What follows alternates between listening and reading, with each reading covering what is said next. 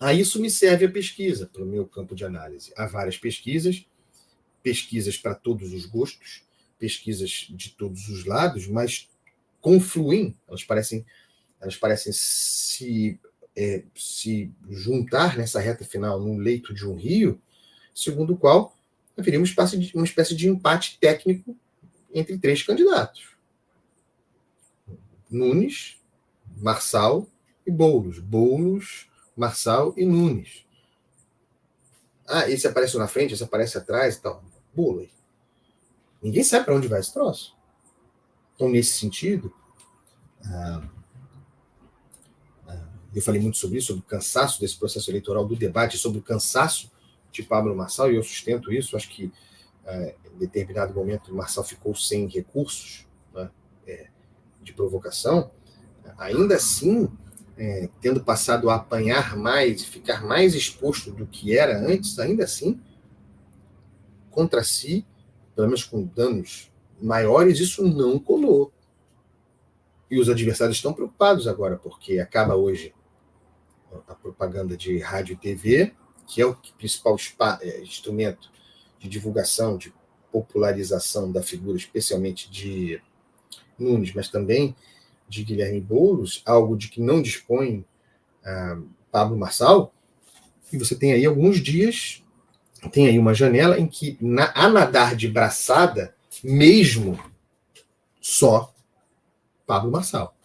E repare que estão todos, e nós mesmos, vamos ser sinceros, esse cansaço de Marçal, de repente, me parece ter ficado por um período, pelo menos, sem coelhos para tirar da cartola na sua estratégia discursiva, em algum momento até mesmo mostrando um viés desesperado desse cansaço, a campanha escalando, aumentando o tom da sua agressividade, aqueles episódios de soco e tal, simulações. O fato é que todos nós, mesmo com tudo isso, todos nós estamos agora esperando, nessa reta final, que Pablo Marçal tire um coelho da cartola. As campanhas de Nunes e de Guilherme Boulos estão apreensivas. Vejam como Pablo Marçal, que se constituiu no próprio imaginário, não é que ele influencia o imaginário da eleição em São Paulo, ele é o imaginário da eleição em São Paulo. E em função de projeções sobre o que esse sujeito, que esse candidato poderá fazer daqui até domingo, as campanhas estão apreensivas. O que Marçal fará no debate hoje da TV Globo? Será que ele vai tirar uma mágica, alguma novidade da cartola? O que virá? O que ele fará em rede? Que ondas tentará criar? É como se a campanha para os outros acabasse hoje e para Pablo Marçal continuasse, e não deixa de ser verdade, até domingo, pela sua capacidade, pela sua capilaridade em rede. Então, está aberto. Eu, sinceramente, em tese, pensando em mapa eleitoral histórico de São Paulo, se eu apostasse, se tivesse dinheiro para apostar, eu teria muita dificuldade em apostar num cenário sem candidato de esquerda nesse segundo turno. Boulos estaria nesse segundo turno. E haveria uma peleja à direita entre Nunes e Pablo Marçal. Isso é tese, isso é ciência política, é exame dos mapas eleitorais. Mas a coisa se desenha até mesmo para a possibilidade de que haja no segundo turno Nunes e Marçal. Pode acontecer. É uma possibilidade, dada o bolo da coisa. Então, Pablo Marçal, nesse caso, chegaria ao segundo turno, Nunes não, derrotado Bolsonaro, derrotado Tarcísio de Freitas. Isso tem impacto para 2026, por óbvio. Esse jogo também está sendo jogado aqui. A eleição tem poucos termos nacionais. Pablo Marçal bateu muito em Lula, né? Mas foi uma eleição marçal. Mas o fato é que o destino de Nunes nessa eleição terá implicações para Tarcísio de Freitas, sobretudo, e para Bolsonaro também. É interessante observar isso. Os bolsonaristas, veja o caso de Ricardo Salles, Ricardo Salles era o candidato dos sonhos de Bolsonaro, Ricardo Salles. Bolsonaro, pelo menos um discurso, abre mão de Ricardo Salles sob pressão do dono do seu partido, que é o seu dono. Quem é o dono de Bolsonaro? Bolsonaro, antissistema, anti-establishment, está discursando contra o Supremo Tribunal Federal. O dono dele é propriedade de Valdemar Costa Neto. Vive de salário de partido do PL de Valdemar Costa Neto. O chefe mandou, uma lógica partidária muito específica, e Bolsonaro barra Ricardo Salles, que era o seu candidato, e vai com Nunes. Pablo, não sei se é verdade, certo? Mas o discurso de Pablo Marçal é que ele vem para combater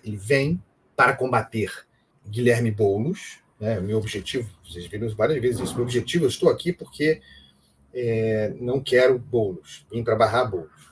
Mas ele também diz, não deixar o Ricardo Salles, talvez se houvesse Ricardo Salles, não houvesse Pablo Marçal. O fato é que Bolsonaro brecou Salles, foi com Nunes, sob ordem, influência não, de Valdemar Costa Neto e influência de Tarcísio de Freitas.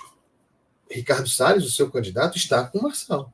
O bolsonarismo, os bolsonaristas, Nicolas Ferreira e tal, estão com Marçal. Então, há um racha aí. E esse racha, isso aí não se costura mais. Os próximos passos serão jogados imediatamente após a eleição, independentemente do resultado. Bolsonaro é percebido pelo eleitor, pelo bolsonarista, como uma espécie de traidor do bolsonarismo. É curioso isso, né? Mas é como é. As pessoas não entendem o eleitor de Pablo Marçal, que é o eleitor de Bolsonaro, o eleitor mais identificado com Bolsonaro, votará em São Paulo em Pablo Marçal. Esse eleitor olha para Bolsonaro, talvez não consiga formular isso claramente, mas o sentimento, a percepção, e eu conversei com muita gente, é esse. Bolsonaro está atraindo Bolsonaro. Bolsonaro está atraindo o bolsonarismo. Não faz sentido, organicamente, que Bolsonaro não esteja com o Bolsonaro de São Paulo, que é Pablo Marçal. O eleitor de Marçal, que é um eleitor bolsonarista, organizou a sua ideia assim. Eu não me sinto traindo o líder, porque líder o líder Jair Bolsonaro, por algum cara pode falar, por um arranjo político e tal. Bolsonaro não está com o Marçal, mas isso é problema de Bolsonaro. O meu lugar como eleitor bolsonarista é com Pablo Marçal. E daí vem a força, eu não gosto de usar essa palavra, porque ela tem um conceito muito específico, mas vou usar porque está na ordem do clichê, vem a resiliência de Pablo Marçal.